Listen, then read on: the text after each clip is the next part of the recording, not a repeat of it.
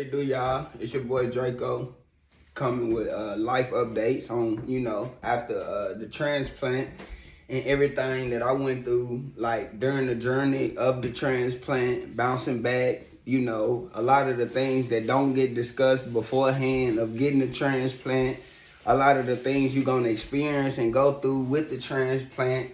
And just honestly, I'm really just catching back up. I'm starting to honestly feel back Andre again, and I'm just really giving y'all an update on just a lot of the things that I experienced during the transplant, and after the transplant, far as losing my little brother, having my daughter, and losing my granny, and just giving y'all an update on a lot of different topics I'll be discussing, far as sickle cell is concerned, far as like priapisms, acute chest, like whatever you can name or even think to question, I probably got the answer to tell you because I've been through it. So I'm just gonna give y'all an update, and just stay on the tune and stay in tune and be on the lookout for the new updates that's on the way.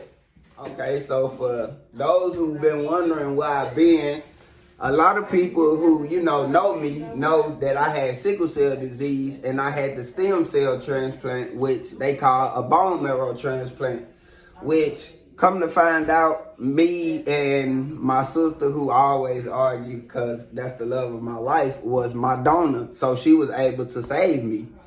So with that, like September 4th, I had to go in.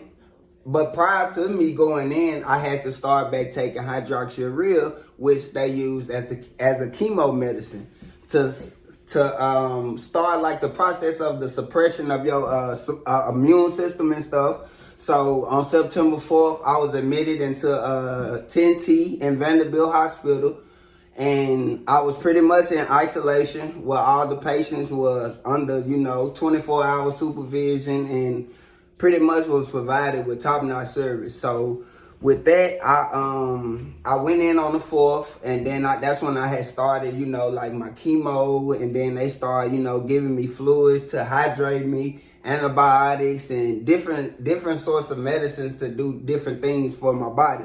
So on the 13th, it took 9 days. So on the 13th, that morning, I had to go and do radiation. And in radiation, how it's set up is it's this big machine and it's a dark room and you sitting on this bike seat with this two metal things that you hold on to. So while you sitting on the seat, it's a green laser that's lasering the cells and doing whatever it's doing on the inside of your body. I have no idea what it was doing. But going through that right there was so tiring. So by the time it was time for me to have a transplant, they was coming in with what my sister gave them from her surgery, which her surgery took about 2.5 hours. And that was successful because she's healthy and she's good and she's well off. And I really appreciate her for this. So, so I was tired from the radiation and including the transplant medicines and the chemo medicines that I was on prior to me doing radiation the day of the transplant. So when they came in and they had the blood and stuff to do the bone marrow transplant, they prepared me. They had me on fluids and stuff prior to it, monitored me, took my vitals and stuff like that. It was almost like getting a blood transfusion.